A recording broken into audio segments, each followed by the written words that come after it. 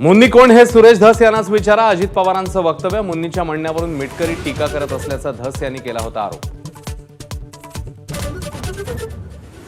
आरोप सिद्ध न झाल्यास कारवाई करणं कितपत योग्य. बीड प्रकरणावरून अजित पवारांचा सवाल. पक्ष न बघता दोषींवर कारवाई करण्याबाबत फडणवीसांशी बोलल्याची माहिती.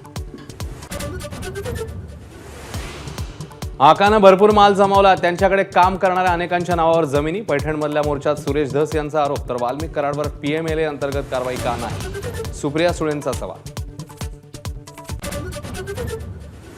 बीडमधील संतोष देशमुख हत्या प्रकरणाला 1 महिना पूर्ण. राजकारण शिगेला मात्र अजूनही न्यायाची प्रतीक्षा. हत्येच्या निषेधार्थ पैठणमध्ये मोर्चा. शरद पवारांच्या राष्ट्रवादीमध्ये प्रदेशाध्यक्ष बदलण्याची मागणी. मराठा व्यतिरिक्त आणि वेळ देणारे प्रदेशाध्यक्ष हवे. पदाधिकाऱ्यांची पवारांशी चर्चा.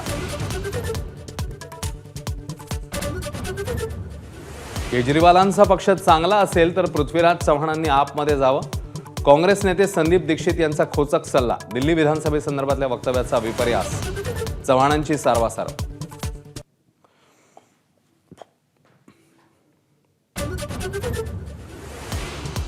राज्यपाल नामनिर्देशित विधान परिषदेच्या 12 आमदारांसंदर्भात महायुतीला मोठा दिलासा. कॅबिनेटमध्ये यादी मागे घेण्याचा निर्णय कायदेशीर.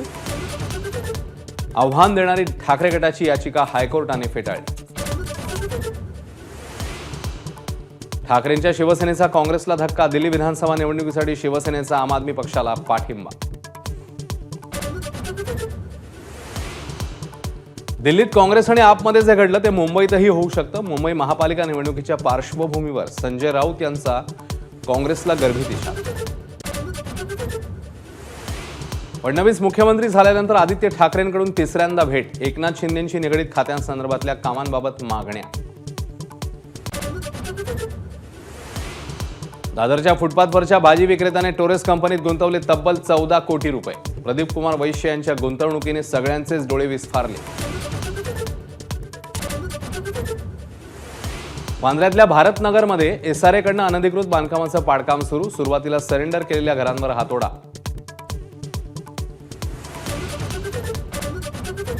बुलढाण्यातील केस गळती प्रकरणी शहरातल्या पाण्याचा अहवाल समोर. बुलढाण्यातील पाण्यात नायट्रेटचं प्रमाण तब्बल 5 पटीने जास्त असल्याची जिल्हाधिकाऱ्यांची माहिती. सावित्रीबाई फुलेंच्या सहकारी मानल्या जाणाऱ्या फातिमा शेख यांच्याबद्दल दिलीप मंडल यांचा गौप्यस्फोट. अस्तित्वात नसलेलं फातिमा शेख हे पात्र आपणच तयार केल्याचा दावा.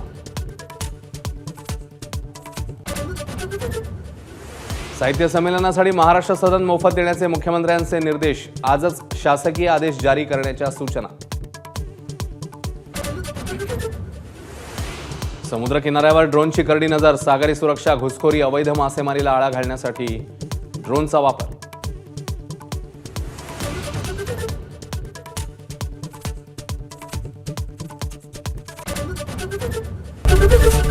एबीपी माझा, उघडा डोळे बघा नीट.